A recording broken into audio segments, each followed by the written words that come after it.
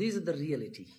কোনো content creator যখন তার ভিডিওর ব্যাকগ্রাউন্ডে মিউজিক দেয়, ওই মিউজিক যত মানুষ শুনে, যত মানুষের একজনের গুনাহ হয়, 10 জনে শুনলে আলাদা আলাদা 10 জনের গুনাহ হয়। একজন কন্টেন্ট ক্রিয়েটরের ওই 10 জনের সমপরিমাণ গুনাহ একজন কন্টেন্ট ক্রিয়েটরের হয়। কোন কন্টেন্ট ক্রিয়েটরের ভিডিওর মধ্যে যে জুয়ার অ্যাড আসে, ওই জুয়ার অ্যাড থেকে যত টাকা সে উপার্জন করে তত টাকা তার জুয়ার ইনকাম বলে গণ্য হয়। যখন কোনো মহিলা এসে নাচে অ্যাডভার্টাইজ দেওয়ার জন্য, কোনো পণ্যের সাথে মহিলাও নাচে, গান বাজে, ওই কন্টেন্ট ক্রিয়েটরের ওই উপার্জন নেচে নেচে গেয়ে উপার্জন বলে গণ্য হবে।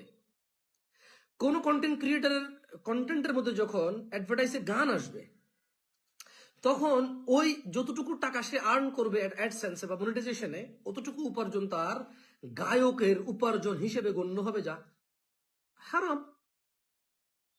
So this is the reality.